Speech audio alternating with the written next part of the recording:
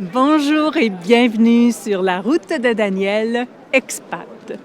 Et voilà, aujourd'hui, je suis au marché de la Saint-Martin, le Martinimar.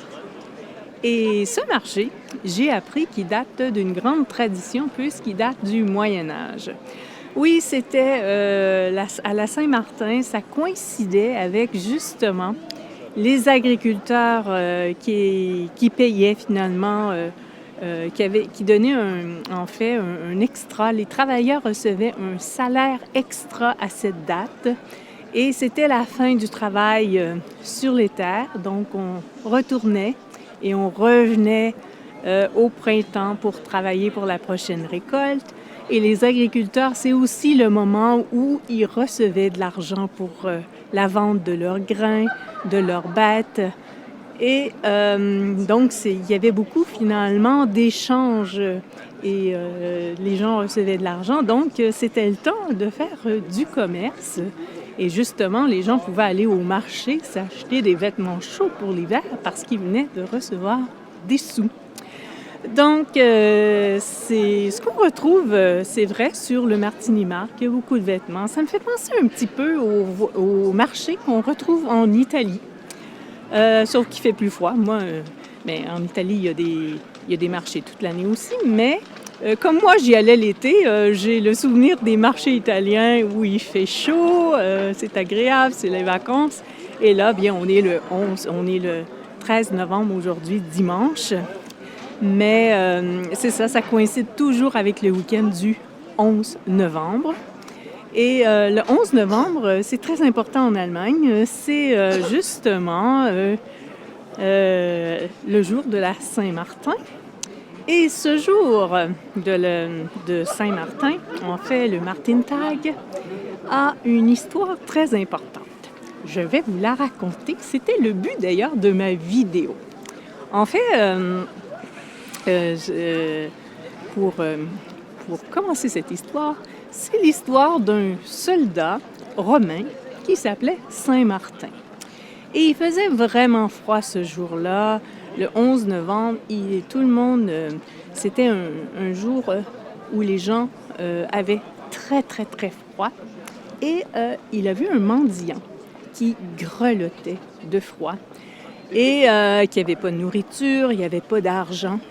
Et lui, il avait un manteau, justement, qui était épais, qui était chaud. Et il a découpé son manteau en deux et il a donné au mendiant son manteau pour qu'il puisse survivre du froid. Donc, c'est l'histoire de la Saint-Martin. Et en fait, il y avait apparemment des enfants qui étaient pas loin, qui avaient vu cette scène-là. Et donc, ils sont partis en courant, il y avait tous une lanterne à la main, ils sont partis au village pour raconter ce qu'ils venaient de voir aux gens du village. Et par la suite, c'est devenu aussi une tradition pour les tout-petits, les enfants de la crèche et les enfants du primaire, les tout-petits. Les maîtresses faisaient des lanternes, ils confectionnaient, ils bricolaient des lanternes et des lampions avec les enfants. Et le 11 novembre, ou autour du 11 novembre, on fait un petit défilé avec les enfants de la crèche et les enfants de l'équivalent du primaire au Québec dans la ville avec les lanternes pour spécialement cette Saint-Martin. Eh bien, pour les plus grands, apparemment, je vais vraiment ouvrir l'œil parce que je n'ai jamais remarqué ça sur les menus dans les restaurants. Apparemment, au mois de novembre, justement, la tradition qui va avec la Saint-Martin, c'est de manger de l'oie. Donc, on trouve toutes sortes de menus avec l'oie au mois de novembre dans les restos en Allemagne. Mais ça, je l'ai lu, je ne peux pas vous confirmer, mais je vais garder l'œil ouvert pour voir si c'est bien le cas. Et les Allemands mangent ça souvent avec un Knödelsemmel. C'est une pomme de terre en français. En France, je vais vous parler des quenelles de pommes de terre. C'est des boules de pommes de terre. Moi, j'adore ça. Et c'est accompagné du Apfelrotkraut. Et ça,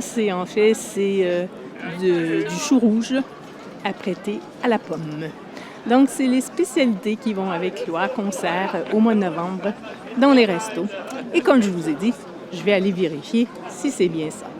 Et j'ai lu aussi que, en fait, cette tradition de la Saint-Martin du 11 novembre, et avec les enfants, ce serait aussi célébré en Alsace, parce que la Saint-Martin n'est pas célébrée normalement en France, mais apparemment en Alsace, on la célébrerait.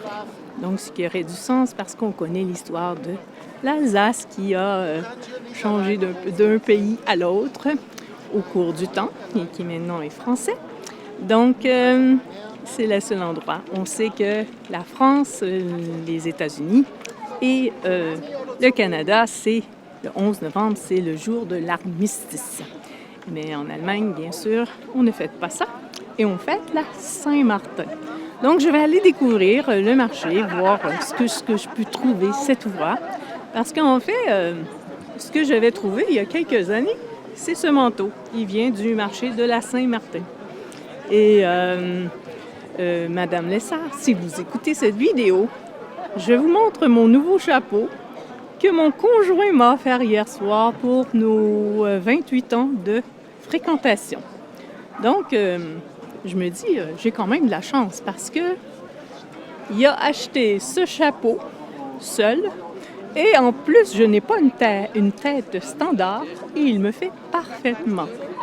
Donc, faut dire, après 28 ans, il commence à connaître le tour de ma tête, hein, n'est-ce pas? Donc, je vous laisse et je vous dis bonne Saint-Martin. Et moi, je vais aller découvrir le marché à Ravensburg. Ciao, ciao! Et n'oubliez pas de vous abonner à ma chaîne.